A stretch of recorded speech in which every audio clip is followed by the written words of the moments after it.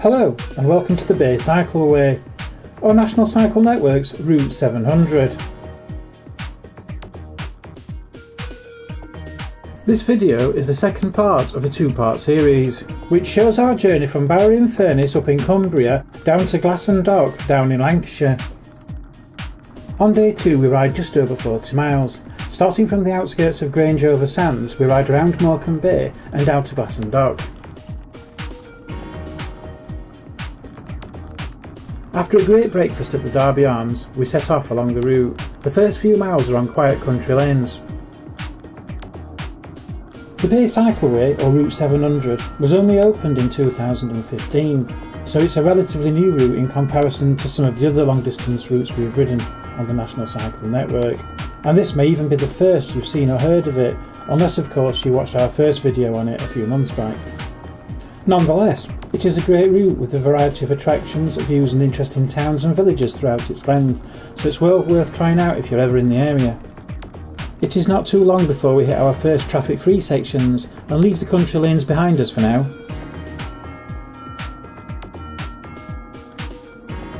We could definitely tell that a significant amount of money is being spent on either developing or maintaining the infrastructure for this new cycleway.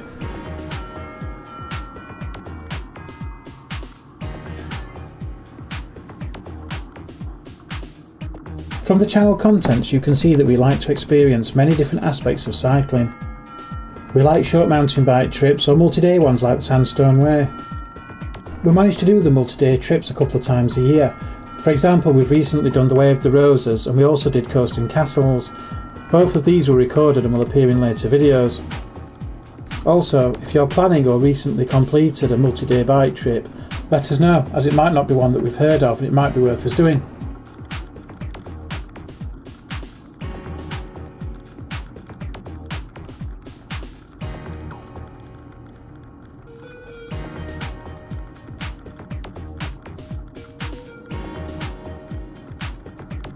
Generally, when we are doing the multi-day trips, I use the hybrid bike with a short suspension and 38mm tyres. This just about gets me through any terrain that the National Cycle Network offers me. John took his mountain bike and put some marathon touring tyres on it. I think they were 35mm.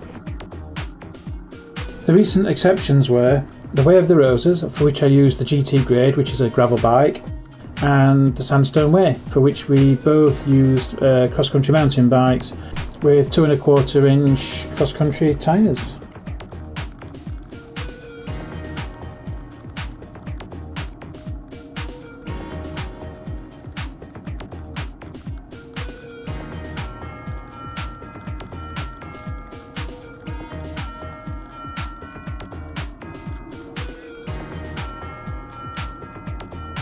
On the second day, where the terrain was much flatter and more cycling friendly, we saw far more cyclists out and about along the route.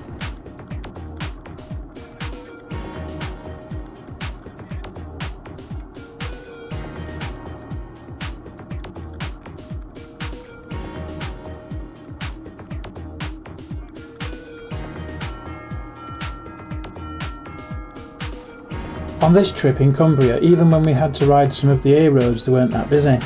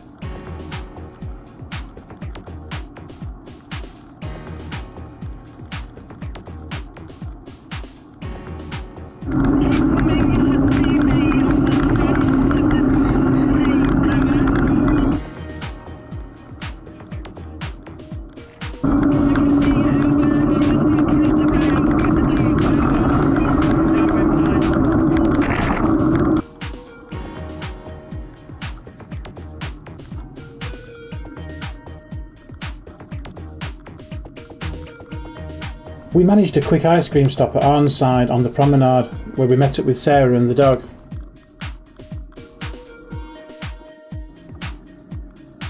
It wasn't too long after our break before we hit the road again and set off towards Silverdale.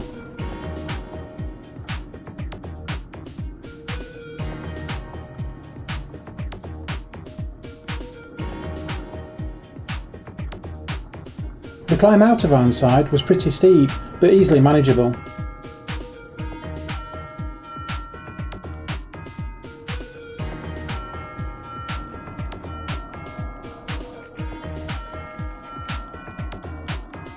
It's not too long before once again we're riding out on quiet country lanes.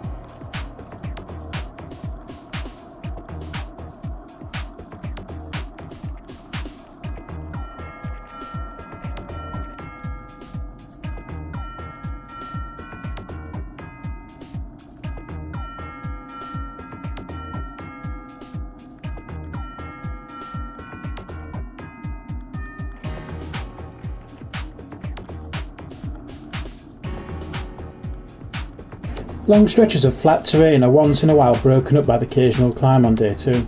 However, none of these climbs are anywhere near as steep as some of the ones we endured on day 1.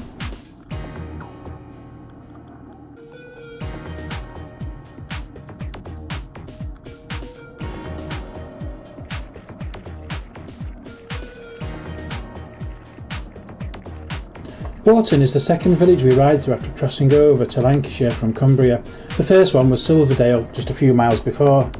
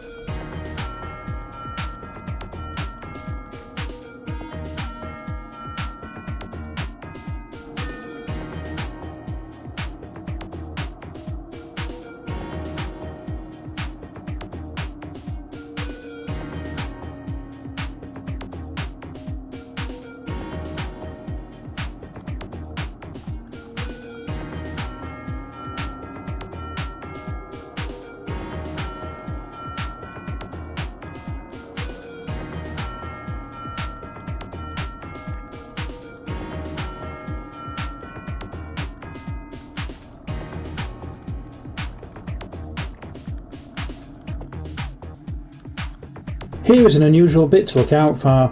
As you're approaching the A6 along Longfield Drive at Carnforth, you have to do a nifty bit of navigation to get up by the side of the Lancaster Canal.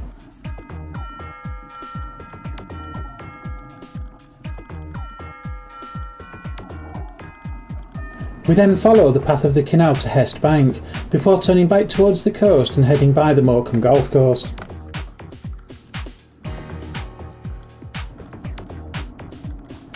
The Lancaster Canal was originally planned to run from West Thornton in Lancashire to Kendal in Cumbria. The section around the crossing of the River Ribble was never completed, however, and much of the southern end was leased to the Leeds and Liverpool Canal, of which it is now generally considered to be part of. The canal was completed as much as it could be in 1799. As the River Ribble Aqueduct was never designed or put in place, a tramroad was instead built to link the northern and southern parts of the canal. The canal was closed in the 1960s as a proposal to bridge the canal system up to 3 times in order to build the M61 motorway would have been costly, and as a result the canal was closed and parts of it are now buried under the M61. As with many of our waterways, parts of the canal have now been reopened, and plans to open more of it are in the works. The multi-use towpath and facilities, as well as the canal itself, is well used and very busy at times.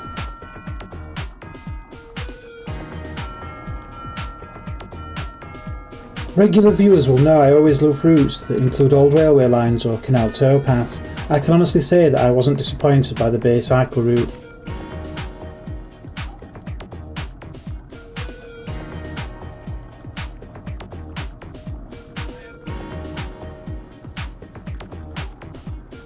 After a quick discussion, we decided to let John ride at the front for a while, so it at least looked like he was on the bike ride with us today.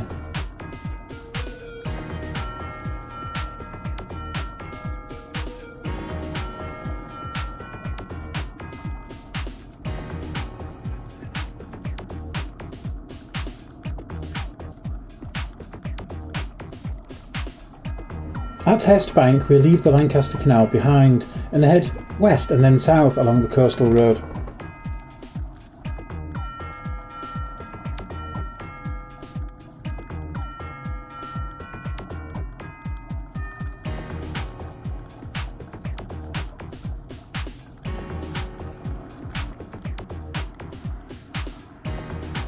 The route in and through Markham itself was very well laid out and signed. Basically, you have a cycle route that takes you to the pavement and takes you over to the promenade. You then gently roll into Markham itself.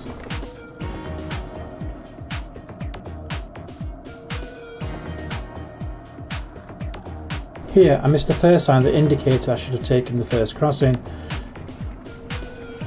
However, rolling down the hill I found a second crossing, which I then used to go over onto the promenade.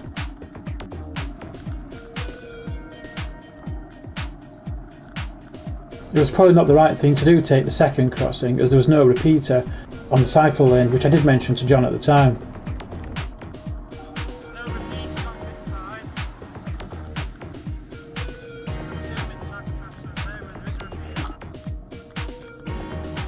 Once we entered the promenade area, it was much easier to ride into town.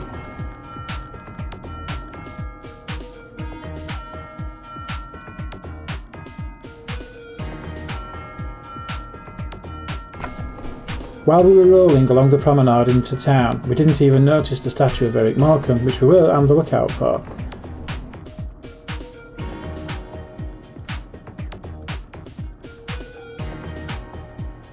Along the promenade there was some ongoing works, which may have caused some confusion and made us miss Eric.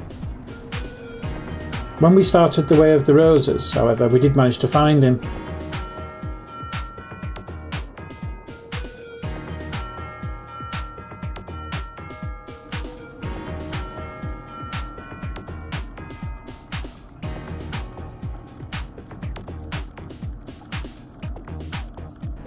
The large white building close to the promenade that you will notice is the Midland Hotel. It's a good example of Art Deco architecture, and it was built in 1933. It is now a Grade 2 listed building, and when you glimpse inside you can see a lot of its Art Deco past on display. If you have some time and appropriate dress, you can pop into its tea rooms and sample them for yourselves.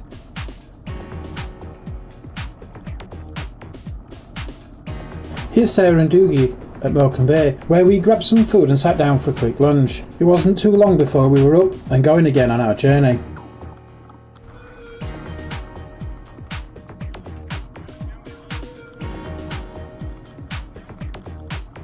The journey out of Malkin Bay is quite simple, and the infrastructure laid out very easy for you to follow.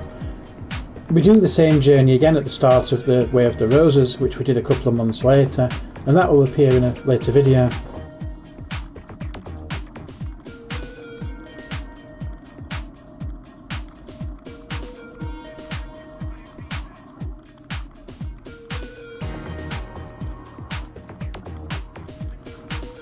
I can honestly say that I found the cycling infrastructure through Morecambe to be fantastic, with easy to follow signs, wide cycle paths that are well planned and even better implemented.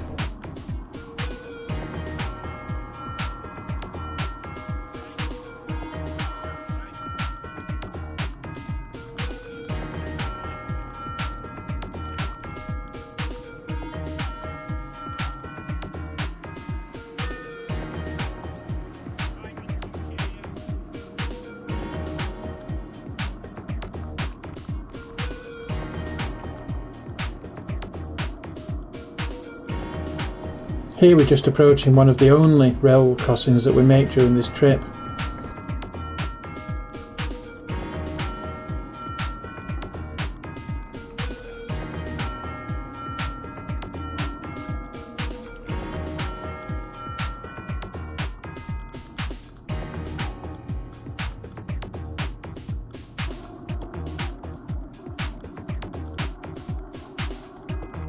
This stretch of the journey from Markham to Lancaster follows the route of an old railway line.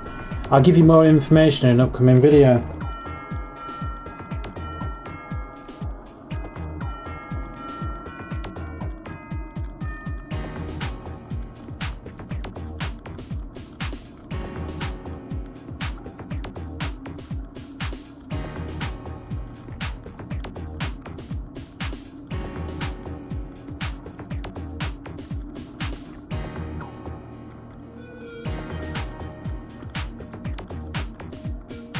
This is the Lumen Millennium Bridge in Lancaster.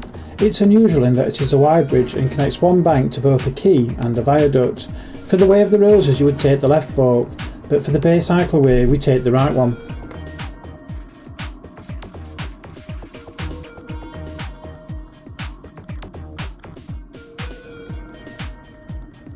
On this journey as we passed through Lancaster we didn't actually see much of the town itself. Would have been nice to have gone into the town centre maybe, had something to eat and a look around.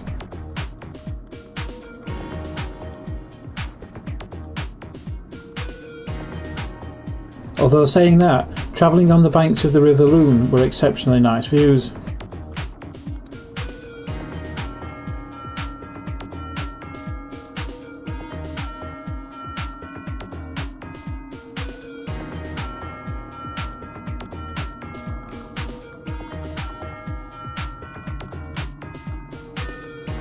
It's at this point that we took what appeared to be an old footpath rather than the correct route along the road. Despite being a little rough, it was rideable all the same.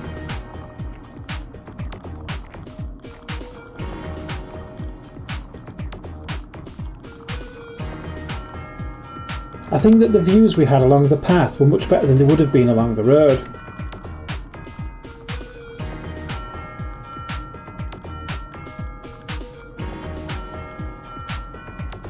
I had checked the map and we knew that the route we were on would actually join up with the correct bridle path eventually, so we continued on our way.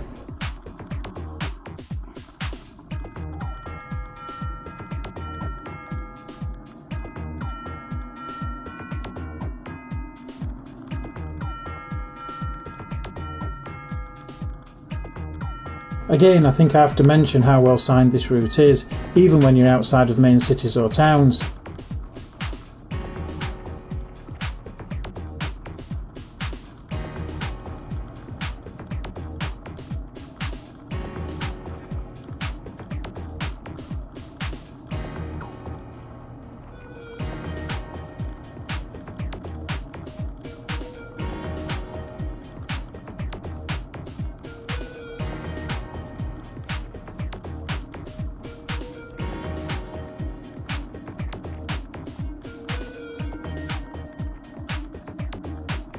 As we ride into Glasson Dock, let's take a look at the scores we gave for the Bay Cycleway Day 2. For time taken we awarded the Bay Cycleway 5 wheels. We had 6 hours and 15 minutes total time out and about. This included lunch and other stops along the way. Actual moving time was 4 hours 26 minutes. We rode a total of 41 miles on this leg of the Bay Cycleway, so we awarded this stage 5 wheels out of 5 for the distance. The terrain is variable, with bits of flat coastal road, some small climbs and some off-road sections, so we awarded terrain just 2 wheels. We thought that the second day was much easier and more relaxed than the first day's adventure. Overall, we awarded our tour of the Bay Cycleway Day 2 a score of 4 wheels. The views are great, the route is well signposted and not so busy that it would spoil your enjoyment. This is a great route if you are new to multi-day touring, or you're just looking to experience a selection of terrain features in beautiful surroundings. With plenty of coastal villages and cafes to stop at en route you won't be disappointed, and the lack of big hills on Day 2 make this section less challenging than Day 1. The National Cycle Network's Route 700, or the Bay Cycleway from Walney Island to Glasson Dock, is a fantastic 2-day cycling adventure. If you love coastal adventures or you are new to multi-day touring, then this may very well be a good route for you. The official end to the route is just over the bridge. However, the allure of coffee and cake made me create a new official end at the Lockkeeper's Rest. If you enjoyed the video, please like and share. If you would like to see more of the routes that we cycle, then please subscribe. If you have any questions, feel free to use the comments section below. If you would like to see another video straight away, then there will be links to a few more on the screen for you now. Until next time, stay safe on those trails and thanks for watching.